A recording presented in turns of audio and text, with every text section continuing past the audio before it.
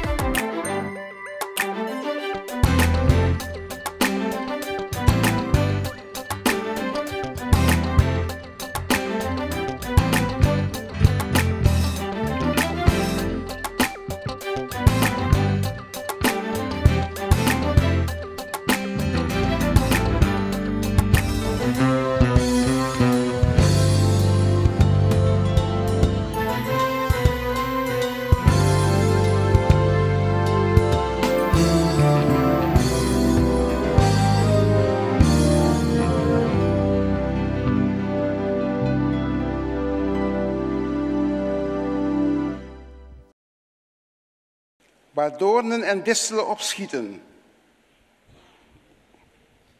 Ja, om al de huizen van vermaak in de uitgelaten vesten. Want de burcht ligt verlaten. Het rumoer der stad in eenzaamheid veranderd. Ovel en wachttoren zijn voor altijd tot spelonken geworden. Een vreugde voor de wilde ezels. Een weide voor de kudden. Totdat over ons uitgestort wordt de geest uit de hoge. Dat is de centrale tekst. Dan wordt de woestijn een gaarde.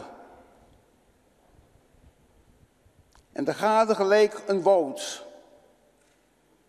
Dan woont het recht in de woestijn en de gerechtigheid verblijft in de gaarde. En de vrucht der gerechtigheid zal vrede zijn. De uitwerking der gerechtigheid en veiligheid tot in eeuwigheid. En mijn volk zal in een verblijf des vredes wonen. In veilige woningen. In oorden van ongestoorde rust. Dank u, Jezus. Ik ga niet het profetische deel, wat over Israël gaat, behandelen.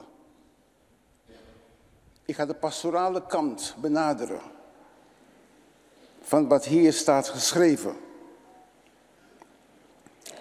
Misschien een andere keer zal ik profetisch over praten, als ik in een toespraak mij vooral ga wijden op Israël. Maar ik heb deze teksten aangegrepen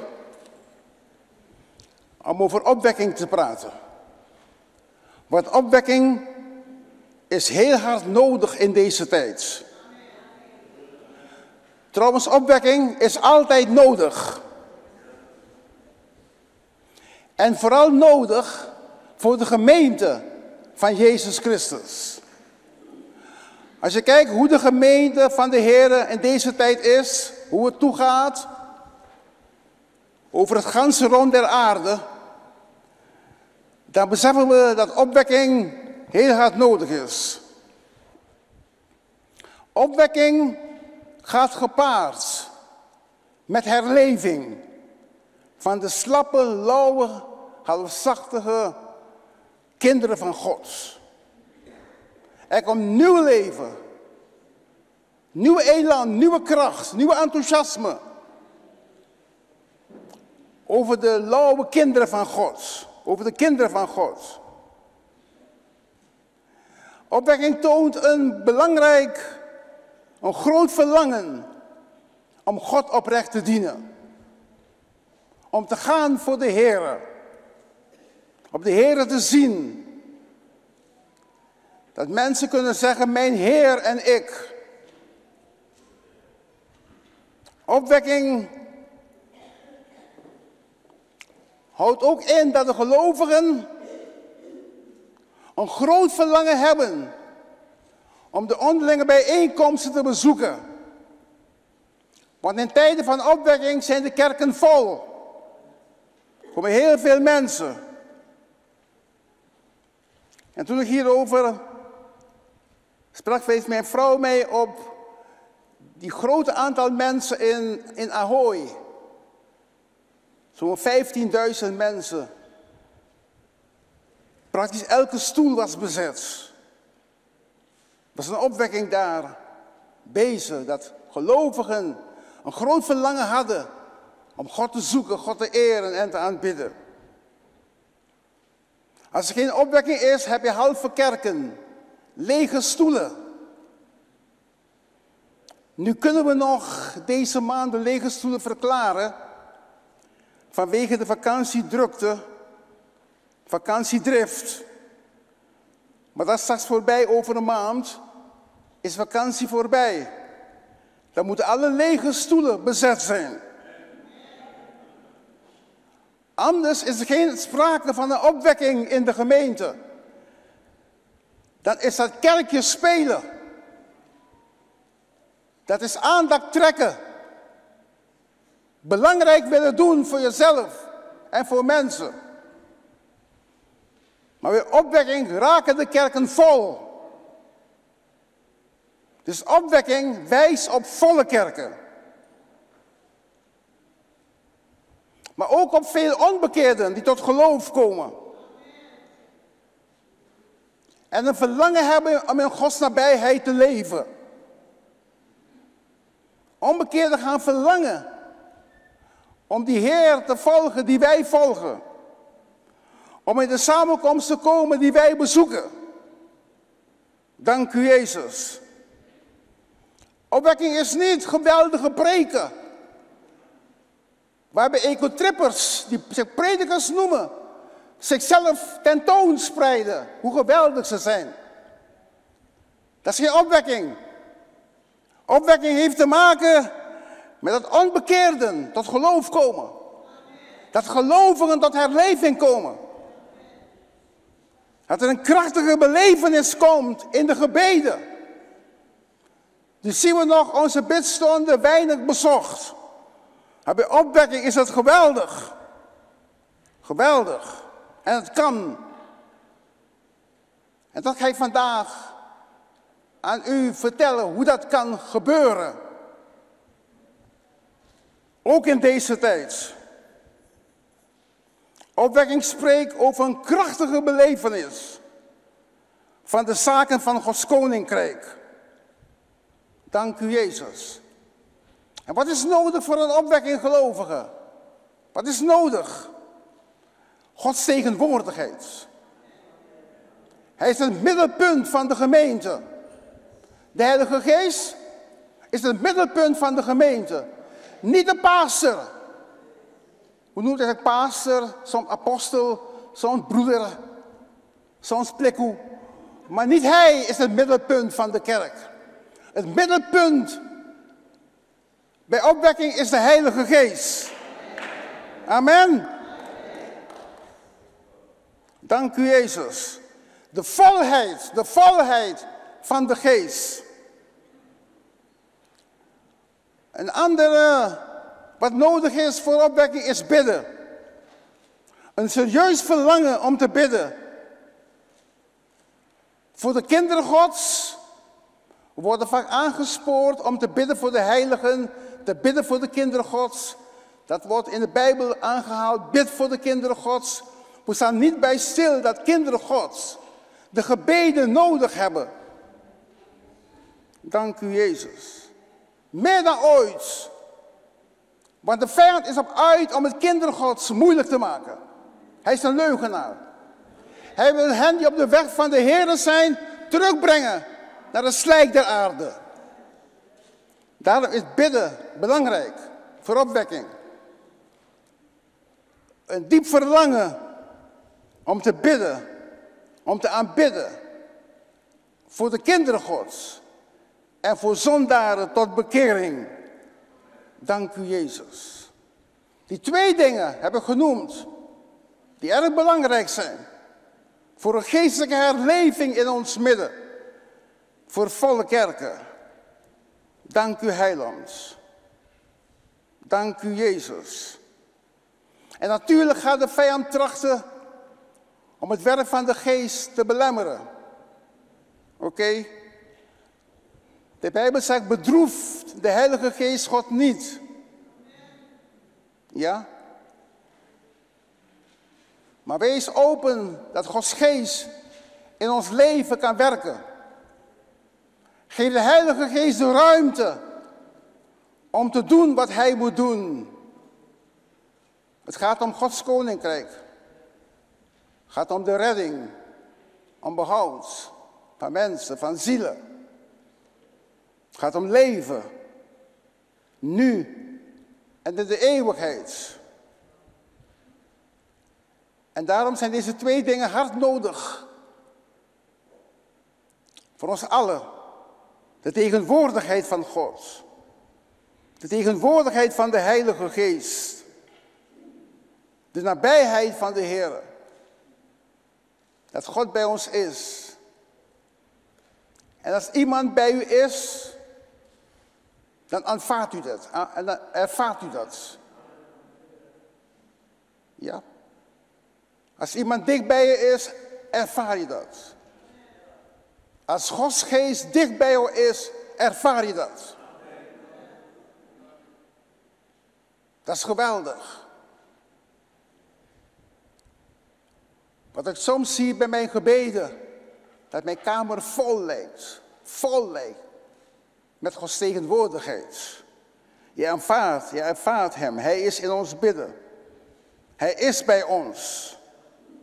Dank u, Jezus. En meer dan ooit moeten wij ons onderzoeken. En ik praat nu, laat me dat goed uitleggen, ik praat nu tot de gelovigen, individueel. Tot elke gelovige persoonlijk. Want als de gelovigen allemaal persoonlijk zich openstellen voor het werk van de Heilige Geest, dan werkt de Heer in ons midden. Amen. Die opwekking heeft te maken met het werk van de Geest in ons midden. En doordat wij als persoonlijk, de Heilige Geest in ons persoonlijk leven de ruimte geven, openen wij de deur voor de Heilige Geest in de gemeente. In de samenkomsten. Dank u, Jezus. Het is meer dan ooit is het nodig. Een belangrijk blad schreef dat heel veel kerken zijn in augustus gesloten. Heel veel. En dat vond die journalist die dat artikel schreef heel vreemd. En hij haalde een kerk aan die juist mensen welkom heten in de kerk. Maar hij haalde maar 1 voorbeeld aan in Nederland. Waar het gebeurt. Waar vakantiegangers in de kerk komen enzovoort. Oké? En die tijd moet ook voor ons weer komen. Dat als gelovigen aan massa op vakantie gaat, de Heer ook massaal ook mensen stuurt, die komen in de samenkomst. om met ons het woord te luisteren en te horen. Dan hoeft de kerk in vakantietijd niet half vol te zijn. Dank u, Jezus. Maar dan moeten we de Heilige Geest de ruimte geven. Amen. Dan moet Hij het middelpunt zijn in de kerk. Vandaag vechten mensen. Mensen vechten om het middelpunt te zijn. Mensen vechten om een plaats. Mensen vechten om een positie. Mensen vechten om gezien te worden, om belangrijk te zijn in de kerk. En vergeten daarbij dat het niet om hun gaat, maar het gaat om de Heilige Geest. Het gaat om Jezus, of niet? Amen.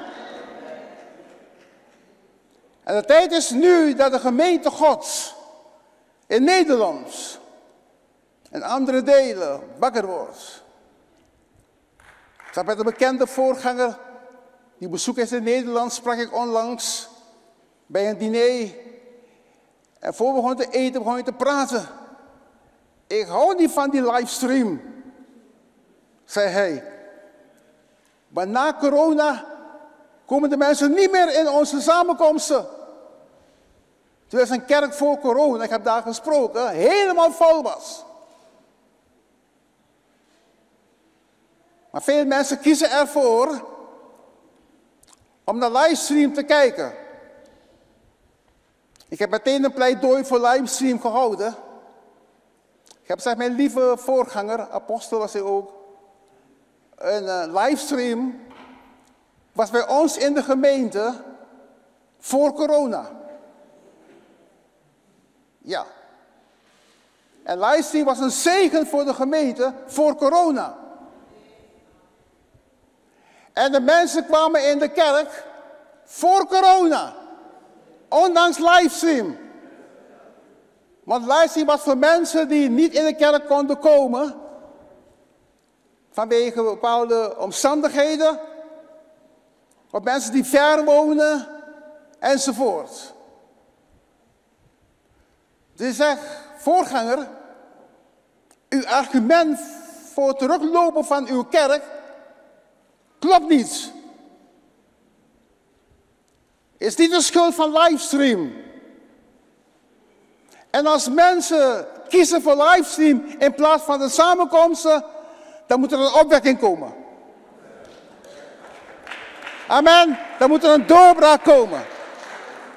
Want livestream is niet hetzelfde als samenkomst. Is heel anders. In de samenkomsten is de geest van God aanwezig. En jij moet ook wel voor zorgen, jij naar livestream kijkt, dat de geest van God is waar je woont. Want als je huis slordig is, dan komt de geest niet in jouw huis.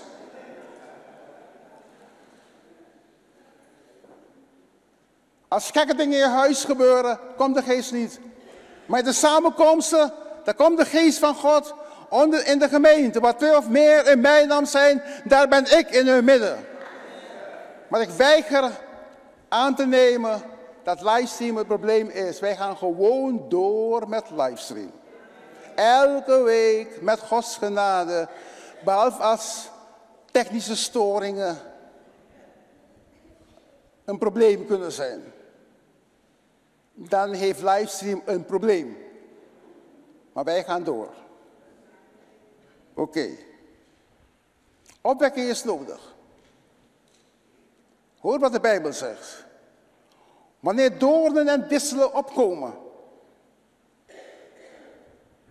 dan vind ik, is opwekking nodig. Doornen en disselen doen mij denken aan de zonde, de wereldgelijkvormigheid opkomt. En we laten steeds meer toe dat de wereld in de kerk komt. Ik hoor amen. Oké, dat ben ik bij mij eens wat ik zeg. Dankjewel, zuster. I receive it. Partly. Gedeeltelijk. Ja. De zonde en de wereldgelijkvormigheid. De onreinheden. Er is geen zondebesef onder de mensen. Mensen vinden zonde heel normaal. Men doet dingen, ja, vindt men heel gewoon. De zonde. Het doen van zonde en onreinheden vindt men de normaalste zaak. De doornen en de distelen komen op. En dan weet ik, opwekking is nodig. Opwekking is hard nodig in deze tijd. Dank u, Jezus. Maar opwekking begint bij de individu. Begint bij ons. Wij houden van met de vinger na te wijzen. Want wij denken, als we met de vinger wijzen, schermen we onszelf af. Maar als je met de vinger wijst, veroordeel je jezelf. Ik heb tientallen bewijzen. Dat waarvan je een ander oordeelt, je doet dezelfde dingen. Als iemand een ander oordeelt over iets wat hij doet, dan gaat mijn geestelijke wekker aan. Dan kijk ik de persoon aan en ik denk en zeg, jij doet dezelfde dingen. Ja.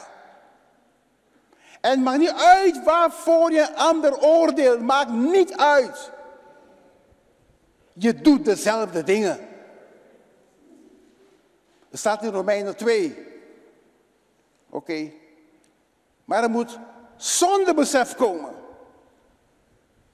Die stem tot ons spreekt. Dit wat je doet is niet goed. Moeten we aanhoren. Daar een opwekking, ik heb een splitsing gemaakt tussen het individu en de hele gemeente. Het begint bij de individu. Opwekking, laat me het anders zeggen. Zoals de opwekkingspredikers vaak zeggen, begin bij jezelf. Kijk naar jezelf. De mens die zich naar zichzelf kijkt, zichzelf toetst en onderzoekt, ben ik wel op de weg van de Heer? Heeft geen tijd om anderen te onderzoeken. Maar de hypocrieten van de kerk zijn bezig anderen te onderzoeken en niet zichzelf. Maar opwekking begint bij onszelf. Er moet een verlangen in ons komen voor de tegenwoordigheid van de Heilige Geest. En een verlangen van gebed. Als er steeds meer gelovigen die kant opgaan, zal de gemeente pakken. Het komt over de gemeente. En de Heilige Geest kan mensen aanraken en mensen brengen in de samenkomst. Dank u, Jezus. Prijs uw naam. Want God kan dat. God wil niet hebben dat één mens verloren gaat. Hij wil hebben dat alle mensen behouden worden. En tot de erkentenis der waarheid komen. God heeft geen behagen in de dood van een zondaar. Integendeel, dat hij leeft. Tot bekering komt. En God gaat dienen. Waardoor en distelen opkomen om al de huizen van vermaak in de uitgelaten vesten. Om al de huizen van vermaak in de uitgelaten vesten. Laten we zeggen, doorn en distelen komen op waar er feest was. Waar er blijdschap was. Waar de mensen dansten. Waar de mensen blij waren als ze in de samenkomst kwamen. En de mensen zongen. Ik zal opgaan naar Gods huis met gejubel en gejuich. Maar er zijn distelen gekomen. Er zijn doornen gekomen. Mensen gaan soms naar de kerk uit traditie, uit gewoonte. Maar niet met die blijdschap. Ik ga naar het huis om de Heer te prijzen, de Heer te aanbidden, van de Heer te leren. Er is opwekking nodig. Doornen en distelen. Om al de huizen van vermaak. In de omgeving. In jouw gemeente. In de uitgelaten vesten. In de omgeving. Er moet feest komen in het huis. Zonde en onreinheid belemmeren de feestelijke samenkomsten.